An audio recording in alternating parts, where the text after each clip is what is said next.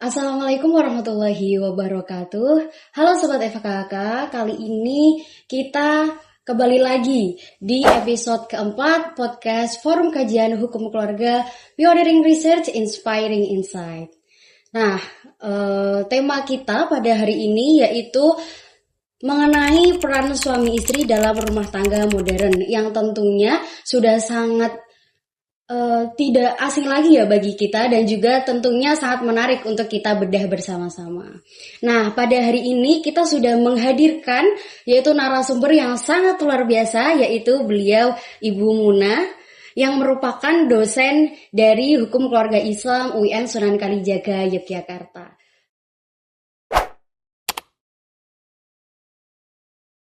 Boleh saya hello Bu ke kamera? Halo, Sobat FKK. Halo. Nah, Ibu, jadi untuk membuka diskusi kita, saya persilahkan kepada Ibu terlebih dahulu untuk memaparkan materi terkait topik kita hari ini. Silakan Ibu.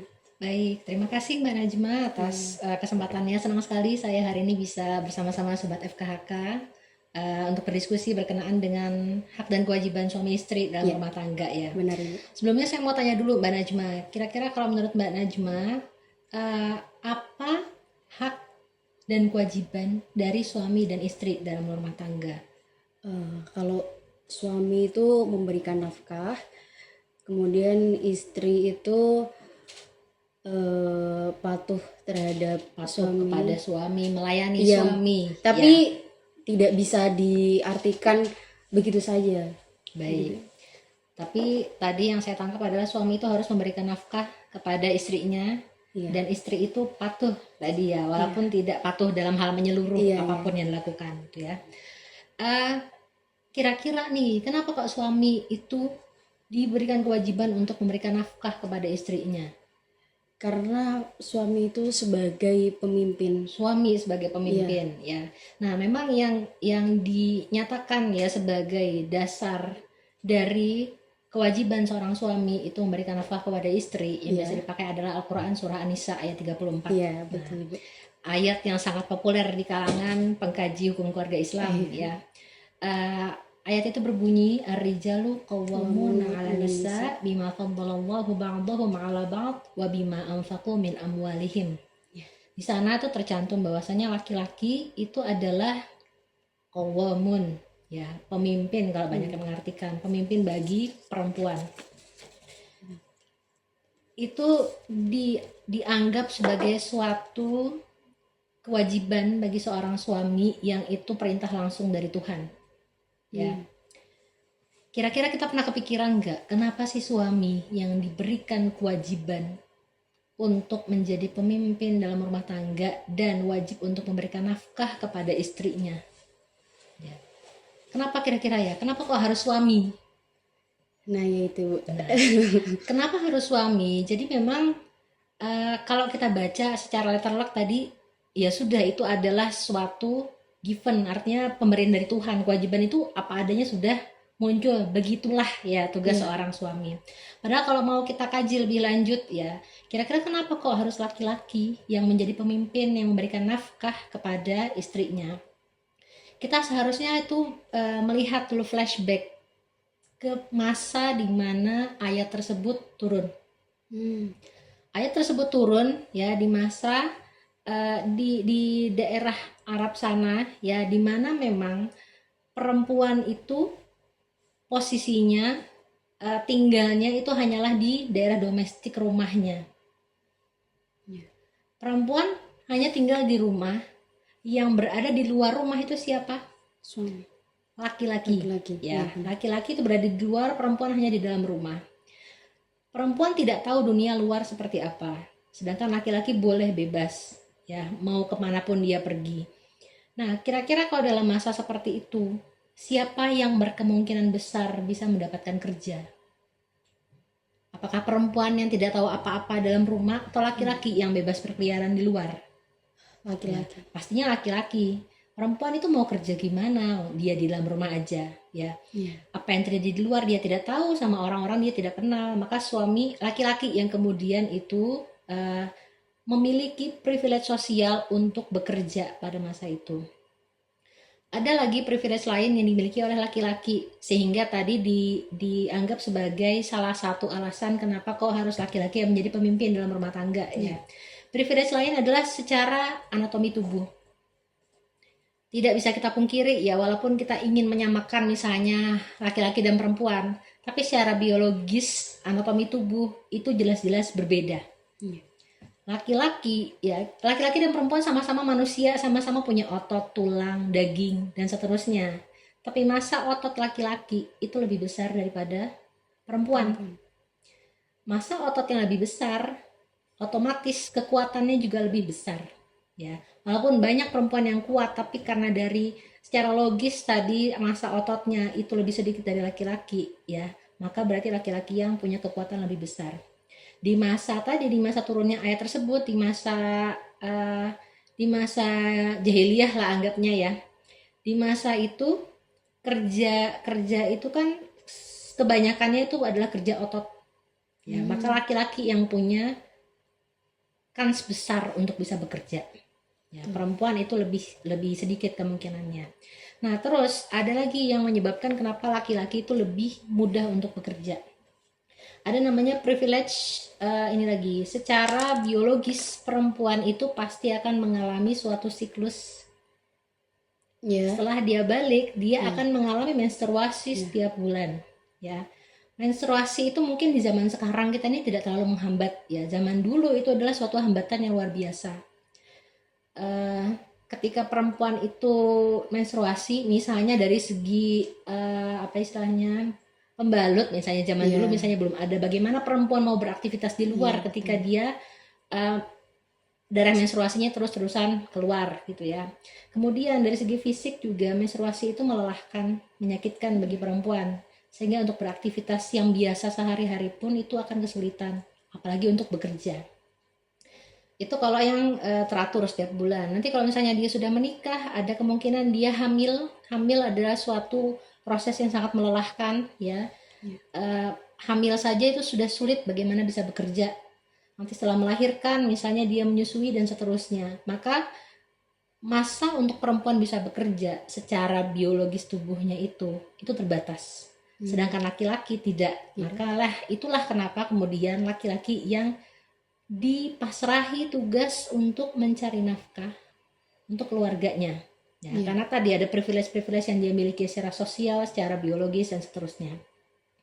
Nah, setelah suami itu berkewajiban memberikan nafkah kepada istri, dia butuh timbal balik dong. Apa yang bisa diberikan istri kepada dia? Maka muncullah kewajiban istri bahwa istri itu wajib melayani suami. Ya, kamu kuberi nafkah, kamu harus patuh padaku. Patuhnya ini kalau kita mungkin sekarang di Indonesia patuh itu sangat luas sekali ya. Patuh dengan omongannya, dengan pendapatnya, nanti kalau misalnya disuruh apa harus melaksanakan. Tapi sebenarnya secara konsep dalam fikih munakahat dan konvensional, yang wajib dilakukan oleh istri adalah melayani kebutuhan seksual suami. Ya, jadi bukan berarti istri harus menyediakan kopi di pagi hari, misalnya pisang goreng dan seterusnya. Tapi lebih kepada pemenuhan kebutuhan seksualnya suami. Ya, di Indonesia kalau misalnya mau pakai konsep fikih munakahat konvensional, istri sebenarnya hanya berkewajiban untuk melayani suami secara seksual. Dia tidak wajib untuk nyuci piring, tidak wajib nyapu, tidak wajib mengasuh anak. Bahkan setelah melahirkan pun dia tidak wajib menyusui. Semuanya adalah tugas suami karena dia wajib memberikan nafkah. Memberikan nafkah itu termasuk juga menyediakan segala kebutuhan rumah. Maka makan 3 kali sehari itu adalah kewajibannya suami. Bukan istri. Ya. Yang di Indonesia terjadi sekarang kan istri ya harus nurut suami, istri yang masak, istri yang merawat anak. Ya, maka biasanya suami setelah bekerja di luar pulang ke rumah dia akan santai. Perempuan tidak ada santainya, setiap menit, setiap detik dia akan terus-terusan bekerja karena banyak sekali tadi bebannya ya. Nah, kembali ke tadi, laki-laki itu berkewajiban memberikan nafkah, perempuan sebagai istri wajib memberikan layanan seksual. Maka muncullah adagium dalam fikih an-nafaqatu fi muqabalatil bud'i. Nafkah sebagai timbal balik dari adanya layanan seksual. Maka ketika istri nusyus tidak mau memberikan layanan seksual, suami boleh tidak memberikan nafkah. Ya, karena tidak ada timbal baliknya tadi. Istri tidak melaksanakan kewajiban, suami juga boleh dong tidak melaksanakan kewajibannya. Seperti itu akhirnya munculnya. Nah, kalau kita tadi kembali ke surah An-Nisa ayat 34, ya berarti kan laki-laki itu diberikan kewajiban untuk memberikan nafkah. Karena ada sesuatu. Yang mana sesuatu itu kalau kita tarik ke zaman sekarang, sepertinya sudah berubah, sudah bergeser. Sudah tidak relevan. Zaman sekarang perempuan itu bisa lebih bebas. Mbak Najma sekarang sudah kuliah. Ya, zaman dulu orang mau kuliah itu sulit sekali perempuan. Karena apa? Karena nanti kembali ke dapur sumur kasur. Kalau sekarang sudah tidak, perempuan mau kuliah S2, S3, jadi guru besar tuh banyak sekali, ya. Kemudian kerja-kerja sekarang itu sudah tidak lagi kerja otot. Sekarang itu zamannya bekerja secara pintar, secara smart, bukan lagi harus mengandalkan otot. Dan banyak sekali nanti pilihan pekerjaan yang bisa dilakukan oleh perempuan. Sekalipun dia mungkin sedang nyeri haid, dia tetap bisa bekerja, ya. Sedang hamil bisa bekerja, sedang menyusui bayinya masih bisa bekerja. Dan kadang gajinya yang seperti itu bisa lebih besar daripada yang kerja otot. Nah, jadi itu sebenarnya sudah bergeser, ya. Maka kemudian apakah masih relevan ketika kita mengatakan kewajiban suami memberi nafkah, kewajiban istri adalah melayani suami? Apakah masih relevan di zaman sekarang? Saya pikir kalau kita tadi melihat kenyataan di zaman sekarang, seharusnya tidak ada pembagian yang saklek seperti itu lagi. Yang wajib ada dalam keluarga adalah adanya pemenuhan kebutuhan. Keluarga itu harus hidup. Untuk hidup, maka memang butuh biaya. Harus ada yang memenuhi biaya tersebut agar keluarga bisa berlanjut, bisa hidup. Masalah siapa yang memenuhi kebutuhan keluarga itu bisa dibicarakan. Ya, yang tidak boleh adalah tidak ada yang memenuhi kebutuhan keluarga. Dua-duanya nganggur, dua-duanya tidak mau kerja, itu tidak boleh. Tapi kalau misalnya istri yang bekerja, suami yang di rumah, yang penting kan ada yang menghidupi rumah tangga. Selama mereka setuju dengan hal tersebut, saya pikir tidak masalah. Ya, jadi ketika pembagian yang saklek seperti itu tadi, jadinya tidak relevan lagi sebenarnya di zaman sekarang, ya. Dan banyak laki-laki yang sudah mulai mengeluh juga sebenarnya. Dan sisi lain perempuan juga merasa seperti tidak dianggap kemampuannya itu, ya. Nah, tadi ketika kembali ke fikih konvensional tadi, suami memberikan nafkah, istri harus memberikan layanan seksual. Sehingga pernah dengar nggak, Mbak, perempuan itu tidak boleh keluar rumah tanpa izin suaminya? Nah, kenapa tidak boleh keluar rumah? Karena dia kan wajib memenuhi kebutuhan seksual suami. Takutnya ketika dia sedang keluar, suaminya sedang ingin berhubungan seksual. Berarti dia tidak melaksanakan kewajibannya dong. Berdosa dia keluar rumah. Seorang perempuan tidak boleh puasa sunnah tanpa izin suami. Kenapa? Takutnya ketika dia sedang puasa, suaminya datang ingin berhubungan seksual, tapi dia tidak bisa karena sedang puasa. Itu tidak boleh juga. Jadi semuanya harus atas izin suami. Memang seakan-akan perempuan tuh miliknya suami jadinya. Nah itu. Jadi kalau sekarang itu, kalau mau dilihat dari konsep kepemimpinan dalam rumah tangga, saya pikir tidak lagi harus dibagi secara saklek. Laki-laki tugasnya ini, perempuan tugasnya ini. Yang penting tadi ada yang memenuhi kebutuhan rumah tangga, dan semuanya itu nanti sifatnya harus kemitraan. Kan zawaj. Zawaj itu kemitraan. Saya dan suami itu bukanlah dua pribadi yang terpisah lagi, tapi kami adalah partner yang harus saling bekerja sama, harus melakukan ta'awun, harus mutabadilah, kesalingan, saling menyayangi, saling menghormati, tidak ada subordinat, dan juga tidak ada yang superior, tidak ada yang inferior dalam keluarga. Bahkan dalam hal hubungan seksual juga seharusnya seperti itu. Hadis yang biasanya kita dengarkan, kalau istri itu menolak ajakan suami untuk berhubungan seksual, ya maka dia dilaknat oleh malaikat sampai subuh.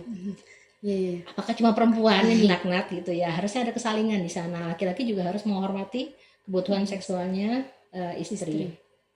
Gitu. Jadi semuanya itu harus dilakukan secara kesalingan, secara kerjasama, dan juga saling mengusahakan. tidak ada lagi kewajiban satu sama lain yang berbeda, saya pikir. Gitu Mbak Najma. Ya. Ya, terima kasih kami ucapkan kepada Ibu Mona atas penjelasannya sangat insightful, Ibu. Mungkin lanjut ke tanya jawab dari saya dan juga teman-teman FKK lain sudah menyiapkan beberapa pertanyaan. Nah, menurut Ibu Mona sendiri itu dalam konteks rumah tangga modern, apakah figur pemimpin keluarga itu masih diperlukan?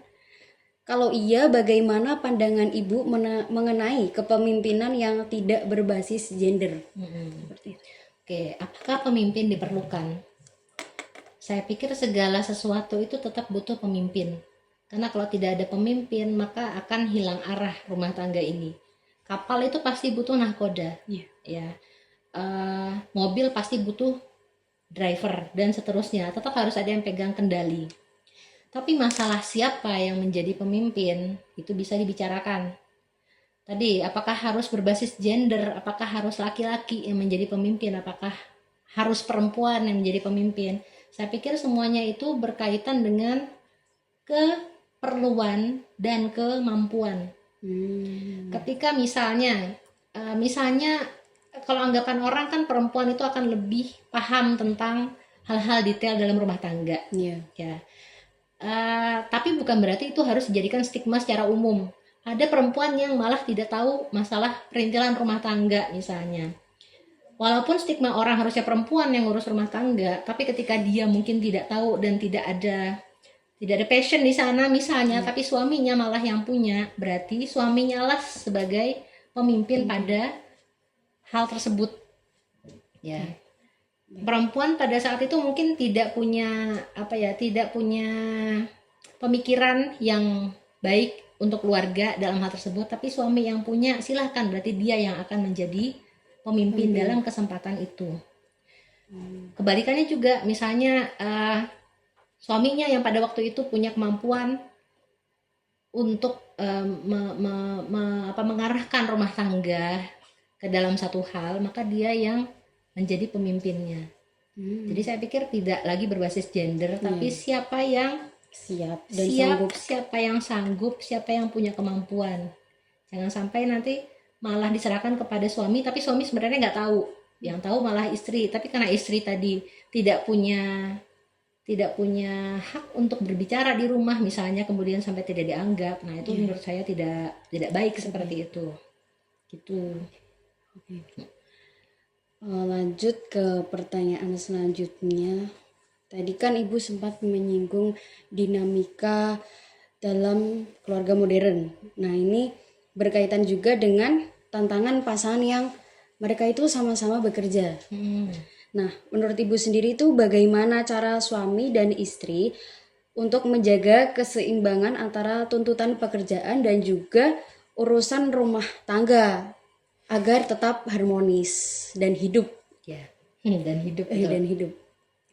Jadi memang ketika rumah tangga yang rumah tangga yang mayoritas biasanya terjadi, kan ada pembagian tugas. Suami nanti pergi keluar bekerja, istri di rumah mengurus rumah. Ya, seperti itu terus terjadi. Ketika memang ada pembagian seperti ini, maka biasanya keluarganya ya sudah maklum, ya mereka berdua sudah maklum dengan rutinitas yang terjadi. Nah, beda lagi nanti ketika dua-duanya harus di luar, siapakah yang mengurus di dalam? Ya kan? Ini tidak akan bisa terjadi, tidak akan bisa berjalan dengan baik kalau di antara kedua suami istri yang sama-sama bekerja ini tidak punya kesepakatan, tidak punya koordinasi dan komunikasi yang baik. Nanti jatuhnya malah mereka berdua sama-sama capek sudah kerja, pulang ke rumah sama-sama tidak ada yang mengurus rumah, ya. Masalah tidak akan terlalu pelik kalau misalnya tidak ada anak. Nah, kalau ada anak pulang ke rumah, siapa yang ngurus anak? Kan?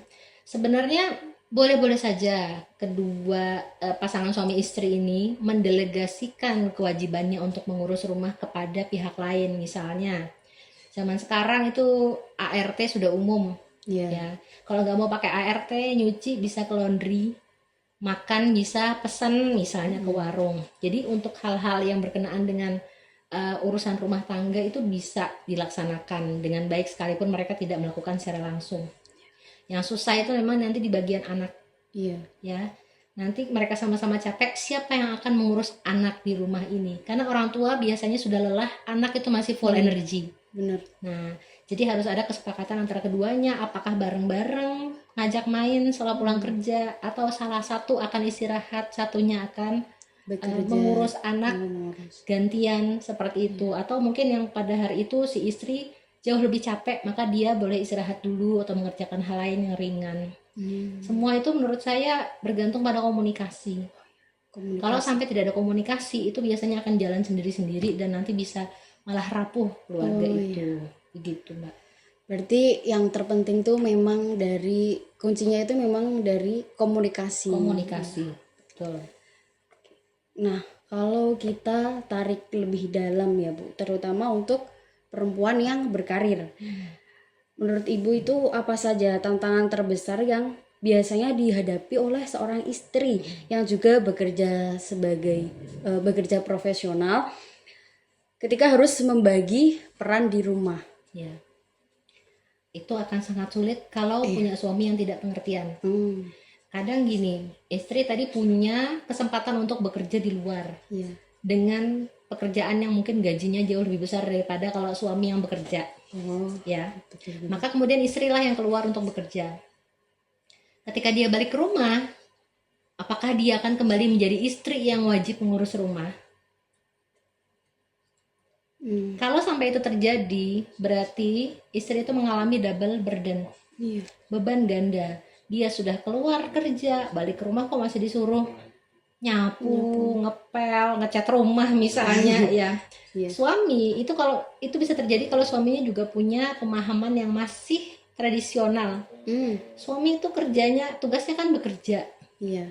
Kalaupun si suami nggak bekerja, berarti dia tidak wajib mengurus rumah. Karena sudah selesai, hanya di bagian bekerja aja. Ya, padahal kerjanya sudah diambil oleh si istri. Suami tapi tidak mau mengambil perannya si istri untuk mengurus rumah. Nah, itu biasanya repot. Kasihan istrinya ya, sudah kerja capek di luar, di rumah juga nanti masih disuruh untuk mengurus rumah tangga. Kalau suaminya mau, kadang memang gini ya, mungkin ada ego laki-laki yang sulit untuk kesampingkan. Betul. Kadang ada laki yang egois seperti itu, nyuci piring sedikit itu tuh rasanya seperti sudah terhina. Iya, benar-benar. Jangan sampai ceritanya dia nyuci baju sendiri, apalagi sampai nyuci baju istri. Itu luar biasa, seperti aib gitu bagi beberapa daerah dan beberapa wilayah ya. Nah, padahal itu nanti malah kasihan si istrinya. Seharusnya gini, kalau misalnya si istri sedang kerja di luar, bolehlah suami membantu pekerjaan rumah. Kan tidak masalah sebenarnya ya. Masalah. Mungkin masa-masa dulu itu anak itu sangat dibagi perannya kepada ini peran laki-laki, ini peran perempuan. Laki-laki nggak diajari nyuci piring, anak laki-laki tidak diajari untuk memotong sayuran, anak laki-laki tidak diajari untuk melipat baju.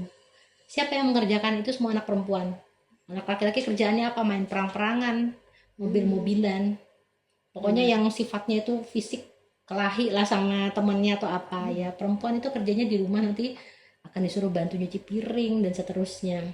Ketika pembagian dari kecil seperti itu, besarnya mereka akan, yang perempuan akan merasa oh ini sudah kodratku, yang laki-laki yang merasa ini adalah sudah kodratku, maka komunikasi akan sulit terjadi. Ya, jadi kok seharusnya ada komunikasi antara suami dan istri, tapi hal itu akan sulit terjadi kalau secara pola pikir masing-masing mereka itu sudah tertanam ini adalah kodratku. Ya, jadi memang kalau sekarang masih sulit untuk membuat suami itu bisa bekerja di rumah, harusnya bisa dilakukan di generasi selanjutnya. Anak-anak kita tuh harus sudah diajarkan bahwa gak ada nih pengotak-ngotakan seperti ini. Warna pink, baju pink itu hanya untuk perempuan. Siapakah yang menentukan? Warna itu kan genderless sebenarnya. Itu adalah bentukan masyarakat aja. Ya.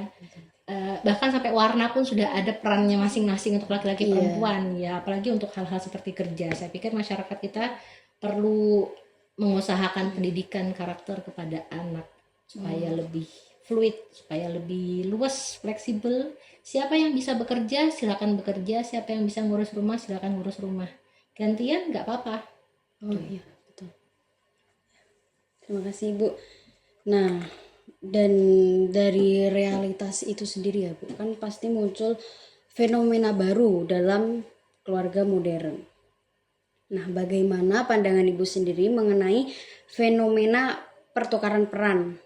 Nah, seperti yang dijelaskan tadi, seperti suami yang mengurus rumah dan juga anak, sementara istri itu menjadi pencari nafkah utama. Apakah hal ini itu bisa selaras dengan konsep kafaah sendiri? Kalau kita mau pakai konsep fikih munakahat yang konvensional, sebenarnya itu tidak pas.